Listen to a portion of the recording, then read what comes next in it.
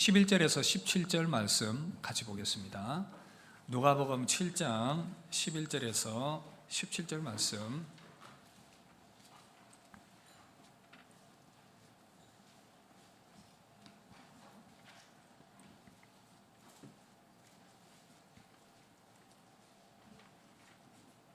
찾으신 줄 알고 교독하겠습니다. 그 후에 예수께서 나인이라는 성으로 가실새 제자와 많은 무리가 동행하더니 이를 줄 때에 사람들이 한 죽은 자를 메고 나오니 이는 한 어머니의 독자요 그의 어머니는 과부라. 그 성에 많은 사람도 그와 함께 나오거늘 주께서 과부를 보시고 불쌍히 여기사 울지 말라 하시고 가히 가서 그 관에 손을 대시니 맨자들이 서는지라. 예수께서 이르시되 청년아 내가 내게 말하노니 일어나라 하시매 죽었던 자가 일어나 앉고 말도 하거늘 예수께서 그를 어머니에게 주시니 모든 사람이 두려워하며 하나님께 영광을 돌려 이르되 큰 선지자가 우리 가운데 일어나셨다 하고 또 하나님께서 자기 백성을 돌보셨다 하더라. 함께 봅니다. 예수께 대한 이 소문이 온 유대와 사방에 두루 퍼지니라. 아멘. 자, 이 시간 절망 가운데 소망을 얻는 인생이란 제목으로 함께 말씀을 듣도록 하겠습니다. 요즘 한참 이슈가 되고 있는 한 음악이 있는데 바로 악동 뮤지션이 쓴 소문의 낙원이라는 노래, 혹시 여러분 들어보신 적이 있는지 모르겠습니다. 요즘 이 노래가 아주 핫합니다. 율동도 있고 댄스도 있고 막 그래가지고 이 노래를 만든 사람은 이찬혁과 이수현인데 이 청년들은 몽골 선교사 그 부모님이 몽골 선교사님입니다. 그런데 하나님께서 특별한 이 음악적 재능을 주신 것 같고 계속해서 이 대중음악의 활동들을 잘 해 나가고 있습니다. 근데 이 노래가 가사의 내용을 보면 아마 이 사람들이 천국의 이미지를 가지고 이 노래를 아마 만들었을 것이다 라고 추측을 합니다. 그런가 하면 또 이 노래를 해석하면서 그게 아니다, 뭔가 좀 기독교적인 메시지보다는 다른 것들이 있다, 이런 의견이 분분한데 일단 그런 것들은 차치해 두고 제가 이 가사의 내용들을 이렇게 보니까 현대인들의 그 마음을 좀 간파할 수 있는 그런 계기가 되었습니다. 가사의 내용을 보시면 이런 내용입니다. 지친 나그네여 잠깐 앉아요. 따뜻한 스프와 고기가 있어요. 도시에서는 그리고 TV에서는 절대 볼 수 없는 것이 있죠. 소문의 낙원. 떠나야지만 알 수 있는 게 있죠. 지치고 병든 나그네여, 외톨이 나그네여, 당신의 불치병은 그곳에 존재할 수 없어요.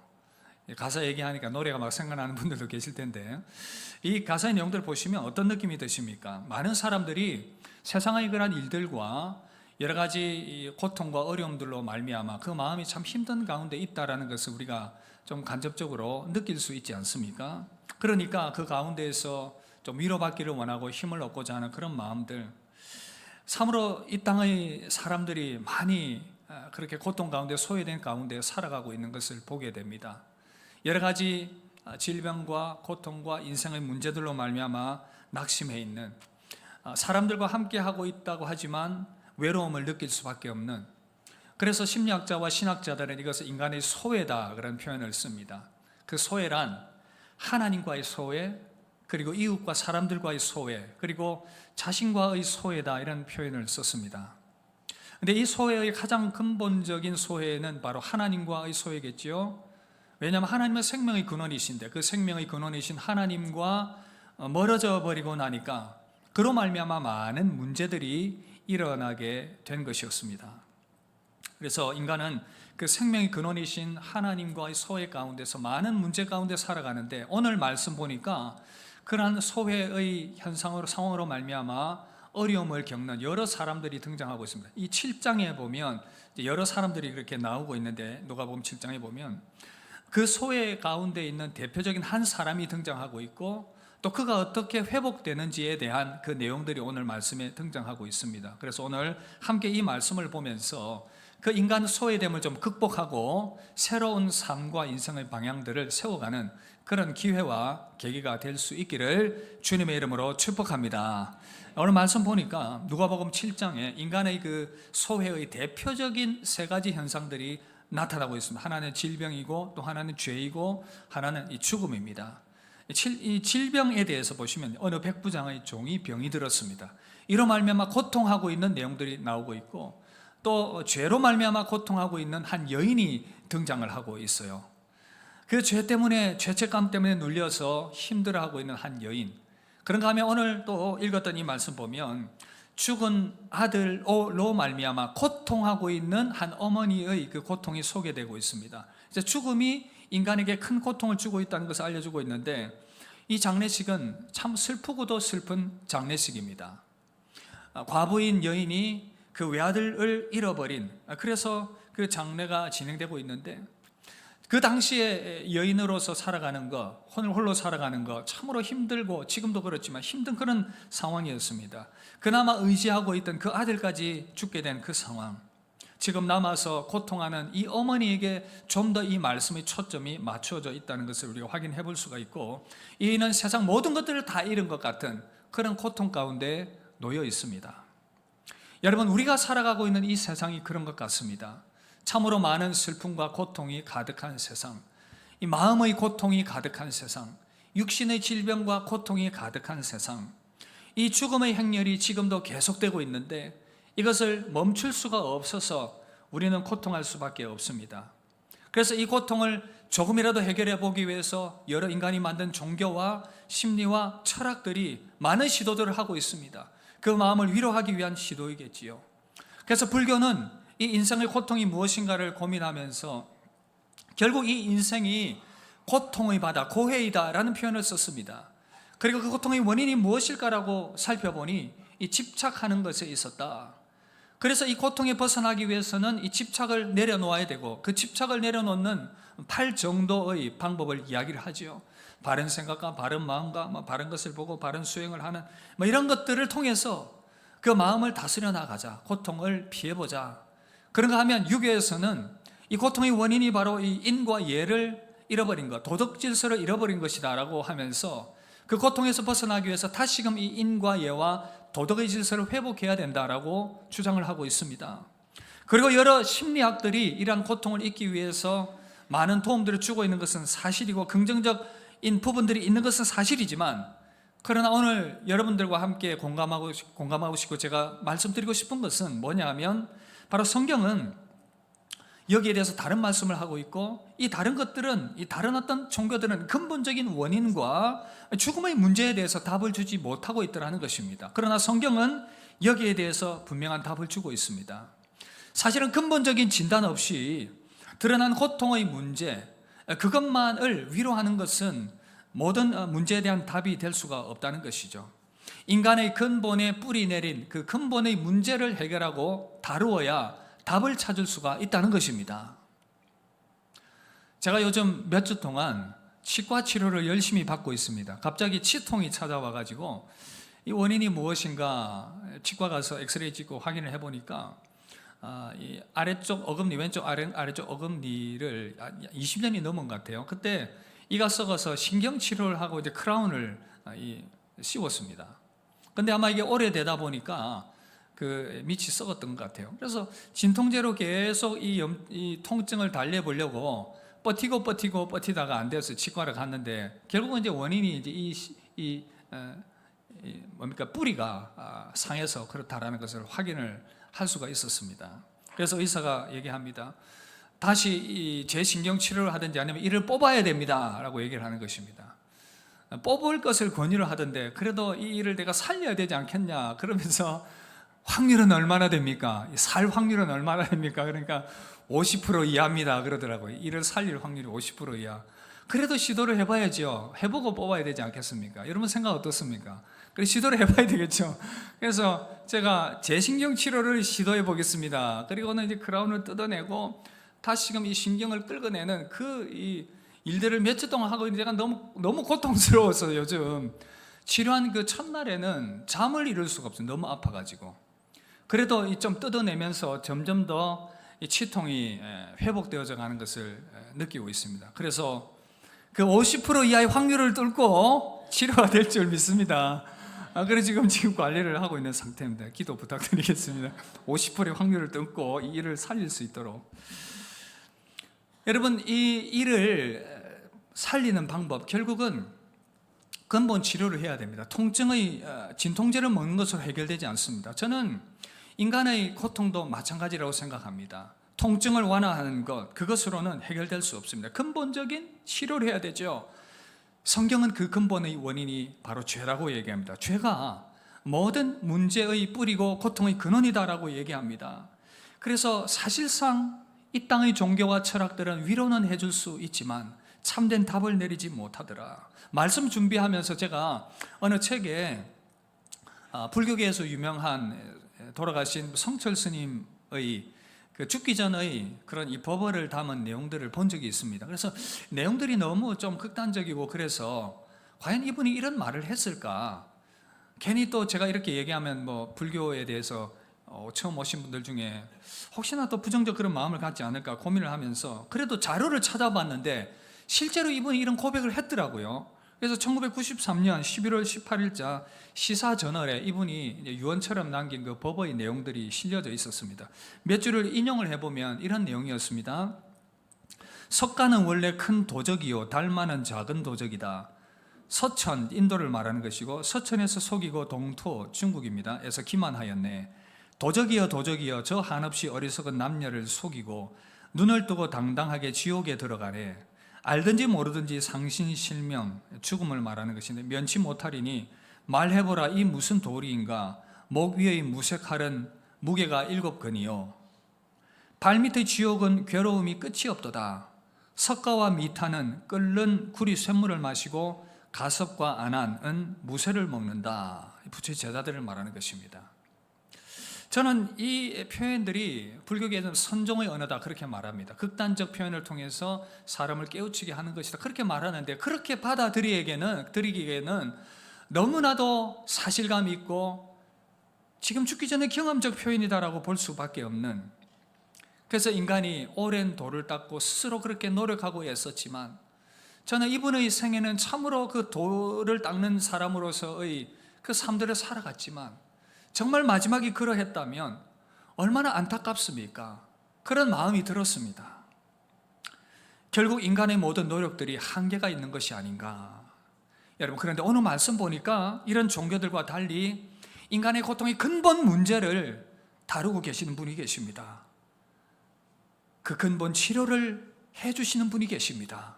인류에게 기쁨을 안겨다 주신 분, 그분의 소식이 들립니다. 여러분, 인류 역사를 보면 육신의 질병 치료로 말미암아 많은 사람들이 환호했던 그런 기록들이 있습니다. 1928년에 페니실린이라는 항생제가 개발되었을 때에, 그리고 인슐린, 당뇨병을 치료하는 인슐린이 개발되었을 때에, 소아마비 백신들이 발견되었을 때 사람들은 환호하고 기뻐했습니다. 그런데 이보다 더 비교할 수 없는 기쁨의 소식들이 인류에게 들려졌습니다. 우리 주님 탄생했을 때에 온 세상에게 끼칠 기쁨의 좋은 소식이라고 천사가 외쳤습니다. 하나님의 그 은혜와 영광이 임했던 우리 주 예수 그리스도의 탄생, 그분의 소식이 굿뉴스, 기쁨의 소식이었습니다. 이 굿뉴스의 소식의 핵심이 무엇이냐? 하나님의 아들이 사람의 몸을 입고 이 땅에 오셔서 인간에게 모든 문제와 고통을 안겨주게 된 그 근본 문제인 죄의 문제를 해결하시고 십자가에서 죽으시고 부활하셨다는 소식, 인간에게 모든 고통과 근원이 된 그 죄의 문제와 죽음의 문제를 해결하러 오신 분이 계시다는 그 소식이 바로 기쁨의 소식이었습니다. 그리고 그 주님이 외치셨던 핵심 선포의 소식은 바로 하나님의 나라였습니다. 하나님의 나라는 고통 가운데 매여 있는 인생들에게 다시금 기쁨의 소식이 되었고, 죄와 어둠과 고통이 지배하는 이 세상 가운데에 하나님의 통치가 시작되었다는 그 소식이었습니다. 그것을 알려주기 위해서 복음서 성경에서는 많은 기록들이 있고, 이 누가복음 7장에서만 해도 바로 3가지 소식을 알려줍니다. 백부장의 종의 그 질병이 고쳐졌다. 예수 그리스도로 말미암아 질병의 고침이 이루어졌다. 예수 그리스도를 통해서 죄로 말미암아 공고한 여인의 그 죄가 해결됨을 통해서 죄가 용서함 받는다. 그리고 예수 그리스도를 통해서 어둠과 귀신의 영이 떠나가고 눌린 자들이 자유함을 얻게 되는 그 역사가 일어나게 된다. 그리고 오늘 말씀, 아들이 죽음을 통해 고통하는 이 여인에게 우리 주님이 살리심을 통해서 우리 주님은 죽음도 정복하신 바로 하나님의 나라를 선포하러 오신 분이다라는 것을 우리에게 알려주고 계시다는 사실입니다. 아들이 죽음으로 고통하고 있고 가장 슬픈 그 장례 행렬이 진행되고 있을 그때에 우리 주님이 그 장례 행렬을 보셨고 그 장례 행렬을 멈추셨습니다. 그리고 그 여인을 바라보면서 불쌍히 여기십니다. 주께서 과부를 보시고 불쌍히 여기사 울지 말라 하시고 주님이 그를 위로하셨습니다. 그리고 그 간에 손을 대시고 주님이 선포하십니다.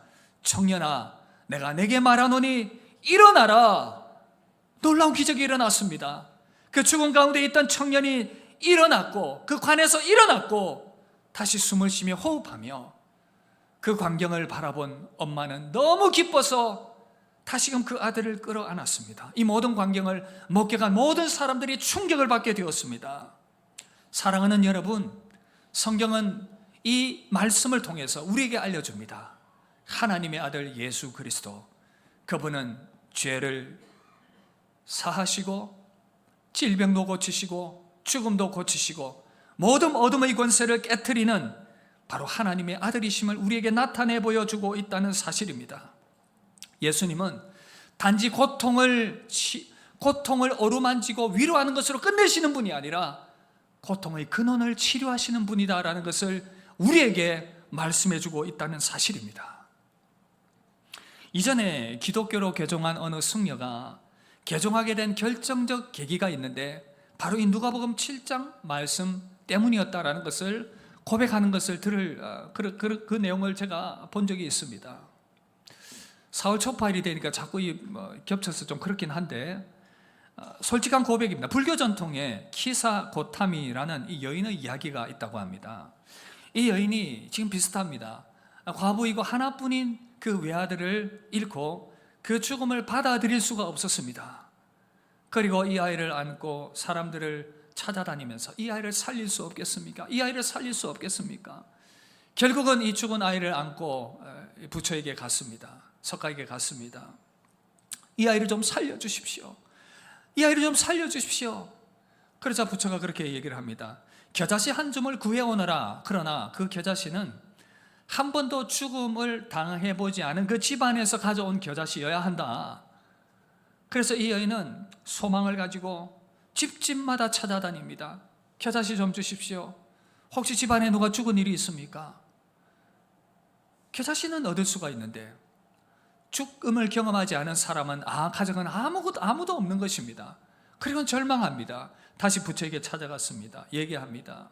그 상황들을 쭉 얘기하니까 이 여인도 그렇게 깨달았고 부처가 얘기합니다. 죽음은 피할 수 없으니 그것을 깨닫고 받아들여라. 죽음은 순리이니 받아들여라. 근데 이 대목에서 이 스님이, 개종한 스님이 성경을 읽는데 누가복음 7장과 너무 대조가 되는 것입니다.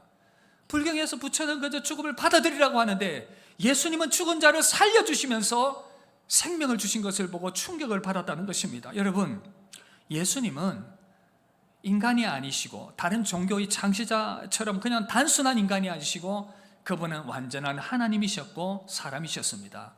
인간이 스스로 죄의 문제를 해결할 수 없었기 때문에 성자 하나님께서 동정녀의 몸을 통해서 처녀의 몸을 통해서 성령으로 잉태되셨습니다. 그리고 사람의 몸으로 이 땅에 오셨고 사람의 몸으로 이 땅에 오셔서 인간이 해결할 수 없는 그 죄의 문제를 당신이 친히 그 십자가를 통해서 죄를 담당하셨고 그 죄를 씻어주셨습니다. 그리고 부활하심을 통해서 생명의 주인이심을 다시금 나타내 보여주셨다는 사실입니다. 인간은 원래 영원한 생명 가운데 창조되었는데 죄가 인간 가운데 찾아왔고 하나님을 거부했고 그로 말미암아 죽음과 고통이 찾아왔고 결국 죽을 수밖에 없는 상황 가운데 놓였지만 하나님의 아들은 다시금 우리에게 인간에게 계획된 그 영원한 생명을 회복시켜 주시고 죄와 절망과 죽음 가운데에서 헤매는 인생들에게 참 소망을 주셨다는 사실입니다. 우리 주님께서 죄와 사망과 이 어둠의 권세를 깨뜨리시고 우리 가운데 하나님의 나라를 이루어 주셨습니다. 그래서 요한계시록 21장 4절에 이렇게 말씀합니다. 우리 함께 읽읍시다. 모든 눈물을 닦아주시니 다시는 사망이 없고 애통하는 것이나 곡하는 것이나 아픈 것이 다시 있지 아니하리니 처음 것들이 다 지나갔음이로라. 여러분, 이 말씀은 우리 주님께서 부활하시고 승천하시고 재림하셔서 이루어지게 되는 그 하나님의 나라에 대한 아름다운 비전을 우리에게 보여주시는 내용입니다. 그러나 여러분 기억하십시오. 이 하나님의 나라, 예수님이 이 땅에 오셔서 이루시는 그 하나님의 나라, 죄와 죽음과 그 어둠의 권세, 마귀의 권세를 정복하신 그 하나님의 나라는 우리 주님께서 이 땅에 2000여 년 전에 처음 오실 때 시작이 되었습니다. 우리는 2026년을 살아갑니다. 이것은 예수님의 출생 연도지요. 기존으로 해서 지금 역사가 진행되어져 가고 있다는 사실입니다.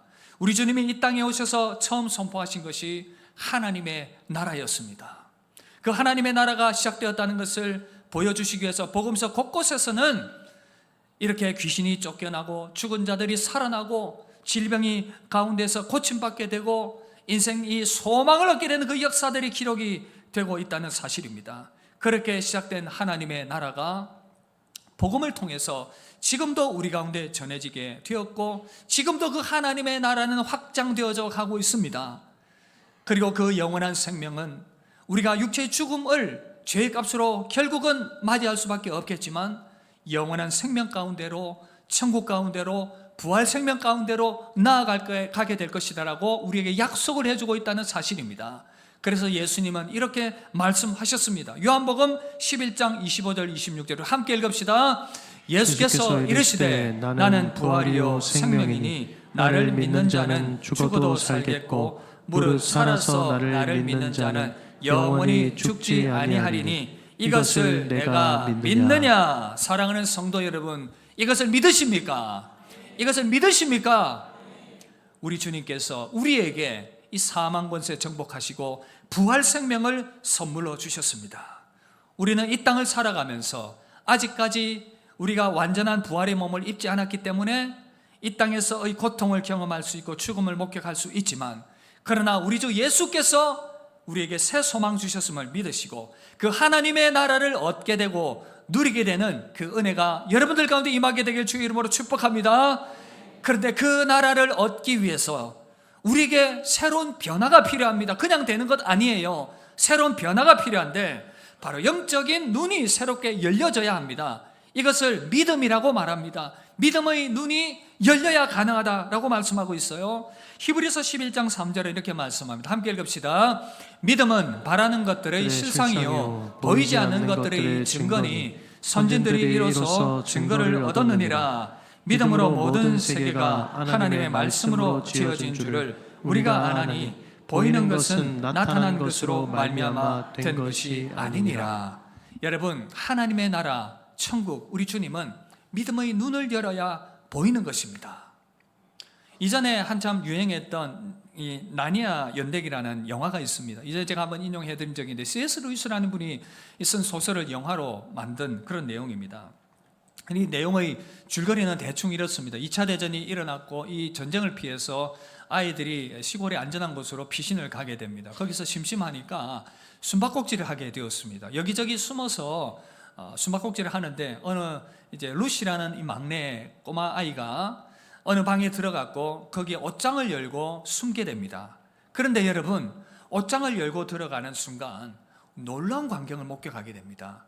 나니아의 세계가 그의 눈에 펼쳐지게 된 것이었습니다. 근데 아이가 거기 가서 놀라운 것들을 경험을 하고 나와서는 언니에게, 오빠에게 얘기를 해도 믿질 않는 겁니다. 어른들도 믿질 않고.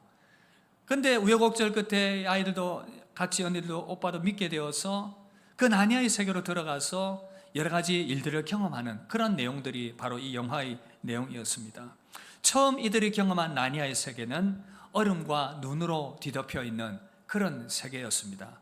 하얀 마녀가, 어둠의 하얀 마녀가 지배하는 그런 세상이었습니다. 그런데 사자 아슬란이 이 모든 이 어둠의 저주, 하얀 마녀의 저주를 깨뜨리고 새로운 나니아의 세계를 회복하는 그런 내용입니다. 사자 아슬란이 사람들의 배신을 짊어지고 죽음의 자리로 나아갑니다. 그런데 그것을 통해서 이 마녀의 권세가 깨뜨려지고 다시금 나니아의 세계가 회복되는 그러한 내용인 것입니다. 여러분, 이 내용은 성경의 구원의 얘기와 너무나도 닮아 있습니다. 왜냐하면 C.S. 루이스가 이 개념을 가지고, 이 생각을 가지고 이 소설을 썼기 때문에 그렇습니다. 지금도 세상은 끊임없이 이 어둠의 권세가 지배하고 있습니다. 죄에 빠진 인간을 어둠의 그 권세 잡은 자 마귀가 사로잡고 있고요, 그 가운데서 하나님의 나라가 복음을 통해서 확장되어져 가고 있습니다. 이 하얀 마녀의 사탄은 끊임없이 사람들을 어둠 가운데 붙잡아 놓으려고 합니다. 그러나 여러분, 사자 아슬란이 나니아의 겨울을 깨트린 것처럼 유다의 사자이신 예수 그리스도, 그분이 죄와 죽음과 사단의 권세를 깨트리고 하나님 나라의 생명을 우리 가운데 주셨다는 사실입니다. 여러분, 우리가 이것을 믿음의 눈으로 바라봐야 합니다. 육신의 눈으로 보이지 않는다고 해서 존재하지 않는 것이 아닙니다. 생각해 보십시오. 공기도 눈으로 보이지 않지만 존재하고 있습니다. 전파도 눈에 보이지 않지만 지금 존재하고 있습니다. 우리가 이 광활한 우주도 우리의 육안으로 볼 수 있는 한계가 있기 때문에, 그러나 이 망원경을 통해서 보면 그 우주의 세계가 보이는 것처럼 육신의 이 눈을 뛰어넘어서 영적인 눈을 열고 보면 하나님이 보이고 하나님의 나라가 보인다는 사실입니다. 오늘 함께한 여러분들에게 다시금 새롭게 영적인 눈이 열려지는 은혜가 있길 주의 이름으로 축복합니다. 새로운 사람들은 그 처음의 영적인 눈이 열려지길 바라고, 기존에 우리 믿음의 사람들은 영적인 은혜의 세계가 더 깊기 때문에 계속해서 영적인 눈들이 열려져서 믿음의 깊은 은혜 가운데로 나아가게 되길 주의 이름으로 축복합니다. 시인 박목월은 개안이라는 시를 통해서 이렇게 표현을 했습니다. 나이 60에 겨우 꽃을 볼 수 있는 눈이 열렸다. 신이 지으신 오묘한 그것으로 볼 수 있는 흐리지 않는 눈. 어설픈 나의 주관적인 감정으로 채색하지 않고 있는 그대로의 꽃, 불꽃을 볼 수 있는 눈이 열렸다. 이제 내가 무엇을 노래하랴. 신의 옆자리로 살며시 다가가 아름답습니다. 감탄할 뿐. 여러분, 이 박목월의 시가 여러분들의 시가 될 수 있기를 바랍니다. 여러분들의 눈이 열려져서 어설픈 나의 주관적인 이 제한된 지식으로 그 하나님을 가두지 말고 믿음의 눈을 열어보라는 그런 도전인 것입니다. 그러면 어떻게 우리는 이 믿음의 눈을 열 수 있겠습니까? 우리 바람과 소원과 더불어서 우리 결단이 필요합니다. 어떤 결단입니까? 바로 회개의 결단입니다. 회개할 때에 하나님의 나라가 보여지게 됩니다. 왜냐하면 우리는 이미 죄로 말미암아 우리의 영적인 눈들이 너무 많이 어두워져 있고 가리워져 있기 때문에, 회개는 바로 이 어두워져 있는 나의 주관적인 감정과 나의 죄와 나의 이런 모든 것들을 열게 되는 열쇠가 바로 이 회개인 것입니다. 그래서 예수님께서 하나님 나라를, 천국을 선포하면서 이렇게 선포하셨습니다. 마태복음 4장 17절 함께 읽읍시다. 회개하라, 천국이 가까웠느니라. 이 회개는 내가 내 인생의 주인이고 보이는 것이 전부고, 내가 내 마음대로 고집하며 살아왔고 죄를 지으며 살아왔고 하나님을 부정하고 무시하며 살아왔던 그 모든 것들이 죄라고 얘기를 합니다. 여러분, 어렵게 생각할 필요 없습니다. 제가 자주 말씀드렸지만 가장 불효는 부모를 인정하지 않는 것이 가장 큰 불효이고 가장 큰 죄입니다. 부모가 계신데도 부모를 인정하지 않고 존중하지 않는 것, 그게 가장 불효이고 죄인 것이죠. 하나님이 계심에도 불구하고 하나님을 인정하지 않고 하나님을 존중하지 않고 부인하는 것, 그래서 내 마음대로 살아가는, 그로 말미암아 여러분, 괜찮은 사람들은 그나마 도덕적으로 살아가는데 극단적으로 나가는 사람들은 그래서 이 사회가 엉망으로 되는 것입니다. 하나님이 계시지 않다라고 생각을 하고 살아가기 때문에. 그러나 이 모든 것들을 회개하며 하나님께 나아갈 때 영적인 눈이 열리게 됩니다. 요한복음 3장 3절에 이렇게 말씀합니다. 진실로 진실로 내게 이르노니 사람이 거듭나지 아니하면 하나님 나라를 볼 수 없느니라. 회개함을 통해서 영적인 재출생이 이루어지게 되고, 이로 말미암아 하나님의 나라에 들어갈 수 있게 되는 것입니다. 거듭나게 되면 눈에 보이지 않지만 영적인 새로운 은혜와 길들이 보여지게 됩니다. 요한복음 5장 24절 이렇게 말씀합니다. 함께 읽읍시다. 내가 진실로 진실로 너희에게 이르노니 내 말을 듣고 또 나 보내신 이를 믿는 자는 영생을 얻었고 심판에 이르지 아니하나니 사망에서 생명으로 옮겼느니라. 할렐루야. 자, 이 말씀 보십시오. 진실로 진짜 너희에게 말한다. 하나님의 아들이 말씀하는 거예요. 나를 믿으면 영생 얻고 심판에 이르지 아니하고 사망에서 생명으로 옮기게 된다. 이 은혜가 여러분들 가운데 임하게 되길 주의 이름으로 축복합니다. 그리고 이 땅에서 그 영생의 복이 끝나는 것이 아니라 하나님의 나라가 임했다는 것은 우리가 믿음으로 영생을, 천국을 얻게 되었을 뿐 아니라 부활의 약속도 함께 받게 된 것이고, 이 땅을 살아가는 동안에도 바로 하나님의 통치를 받으면서 살아가기 때문에 마귀가 나를 어떻게 할 수 없고 사단의 권세가 나를 어떻게 할 수 없고, 나는 고통과 어려움 가운데서도 하나님의 도우심을 구하며 그분의 보호하심을 요청하며 그분의 은혜의 보호하심에 날개 아래 살아갈 수 있는 이 복이 주어지게 되었다는 사실입니다. 여러분, 실제로 이 일이 가능하게 하기 위해서 하나님의 영이신 성령님을 우리에게 보내주셨습니다. 우리가 눈으로 볼 수 없지만 기독교에서는 성부, 성자, 성령, 성삼위 하나님을 믿습니다. 성령께서 믿는 자와 함께 하시면서 실제로 이 세상의 고통과 아픔과 슬픔을 이겨나갈 수 있는 실제적인 힘을 주신다는 것입니다. 이 땅에서의 그냥 종교와 심리와 그런 상담 요법들은 그저 내가 내 마음을 잘 다스리는 것에 불과하지만, 그러나 예수 믿는 사람은 그렇지 않습니다. 나는 절대 내 고통을 이겨낼 수 없고 죄를 이겨낼 수 없고 그 어떤 것들 할 수 없지만, 하나님의 영이, 성령이 우리의 마음을 다스리고 우리 영혼을 다스리고 우리와 함께 하시기 때문에 그 고통을 이겨낼 수 있게 하시고 승리하게 하시고 소망 가운데 살아갈 수 있는 힘을 주신다는 사실입니다. 그래서 우리 신앙은 근본적으로 차이가 있습니다. 하나님께서 이 선물을 우리에게 주셨다는 사실입니다. 사랑하는 여러분, 이 은혜가 우리 모두에게 주어졌습니다. 천국 들어가는 것도, 이 땅에서 천국의 삶을 살아가는 것도 우리 가운데 주신 놀라운 은혜인 것입니다. 오늘 다시 한 번 더 여러분들에게 권합니다. 믿음의 큰 걸음을 내디디시길 바랍니다. 처음 오신 분들은 처음으로 그 믿음의 용기 있는 발걸음을 내디뎌 보시고, 믿음 생활하고 있지만 계속해서 불신하면서 그 낙심하면서 하나님을 부인하면서, 하나님을 부인하진 않지만 실제적으로 부인하는 것 같은 그런 삶을 살아가면서, 하나님 없는 것 같은 삶을 살아가면서 낙심과 절망 가운데 살아가는 영혼들이 있다면 다시금 믿음의 큰 걸음을 내디디시고 담대히 주님께 가까이 나아가시길 바랍니다. 마태복음 14장에 보면 제자들이 배를 타고 갈릴리 호수를 건너가고 있었습니다. 풍랑이 내리쳤습니다. 두려웠습니다. 예수님은 배에 계시지 않았는데, 그런데 저기 보니까 풍랑 가운데에서 예수님이 물 위를 걸어오고 계시는 것입니다. 하나님의 아들이시니까요. 물 위로 걷는 것 뭐가 문제가 되겠습니까? 이 광경을 보고 제자들이 보고 놀랐고 충격을 받게 되었고, 베드로는 외칩니다. 주님이신 것을 확인했습니다. 주님이시면 명하여 나를 물 위로 걸어오라 하소서. 주님이 말씀하십니다. 그래, 걸어와라. 베드로가 용기 있게 배 밖을 나갔습니다.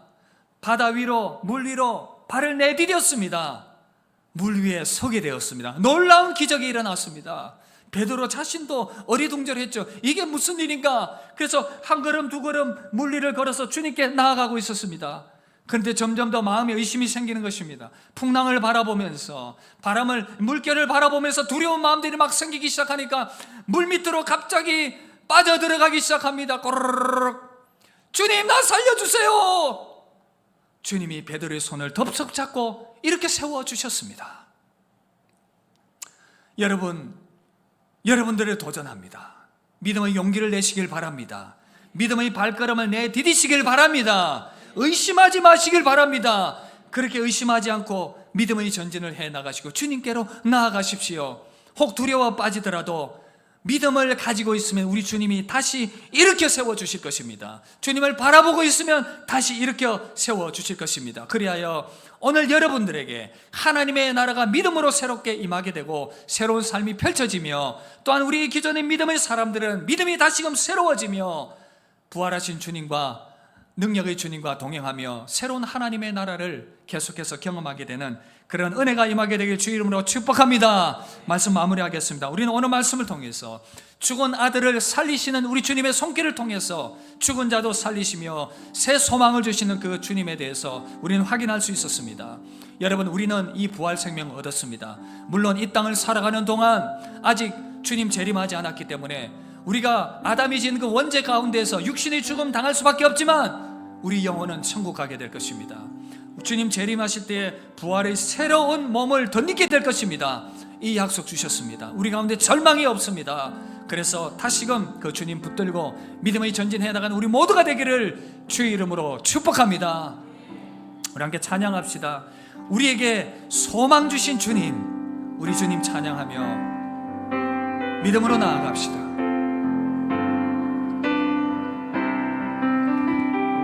깊은 절망의 수렁 가운데 주님께 닿을 수 없던 우리, 어두운 밤중에 하늘을 주의 이름 부릅시다. 우리 주님께 소망이 있습니다. 나 부를 때 어둠을 뚫고 오신 주 사랑, 나의 절망 거두셨네. 주님의 공로 다 이루셨네. 주 예수 나의 산소. 할렐루야. 주를 찬양하여라. 할렐루야. 주를 찬양하여라. 할렐루야. 자유케 하셨도다. 죄의 저주 그으신 주께 구원이 있도다. 주 예수 나의 산소라. 그 누가 주의 자비를 다하라. 한없는 은혜 증량할까. 영광을 더 이 땅에 오신 우리 죄를 사신 죄가 되신 구주의 주의 십자가, 주의 십자가 내게 말하네. 영원히 난 용납됐네. 아름다우신 왕 나는 주의 것 그리스도 나의 산소. 할렐루야. 할렐루야. 주를 찬양하여라. 할렐루야. 자유케 하셨도다. 죄의 저주 그으신 주께 구원이 있도다. 주 예수 나의 산. 할렐루야. 주를 찬양하여라. 할렐루야. 주를 찬양하여라. 할렐루야. 자유케 하셨도다. 죄의 저주 그으신 주께 구원이 있도다. 주 예수 나의 산소망. 할렐루야. 우리 산소망 되신 주님을 찬양합니다. 여러분, 이 시간 여러분의 작은 입술을 열어서 한번 기도해 보시길 바랍니다. 여러분, 이렇게 기도하십시오. 주님, 주님의 그 나라 가운데 들어가기를 원합니다. 믿음의 큰 용기 가지게 해 주시옵소서. 나의 연약함을 고백합니다. 하나님을 인정하지 않고 살았던 나의 생에 하나님, 이제는 돌이키고 주님의 십자가를 붙들고 우리 예수 그리스도 내 죄를 용서하시고 구원 주신 주님 붙들고 다시금 믿음의 큰 걸음 한번 도전해 보기를 원합니다. 하나님, 내 안에 찾아와 주시옵소서. 그렇게 소원하시며 기도하시고, 또한 우리 믿음의 성도들 계속해서 기도하십시오. 주님, 내가 더욱더 주님을 신뢰하는 믿음 가운데 나아가기를 원합니다. 나의 영적인 눈을 열어주시고 더욱더 주님께 가까이 나아가게 하시며 우리의 산소망 되신 주님만을 온전히 붙들며 믿음의 전진 계속해 나갈 수 있도록 인도하여 주시옵소서. 우리 그렇게 마음을 모아서 함께 우리 합심하여 한번 기도하도록 하겠습니다. 기도하겠습니다.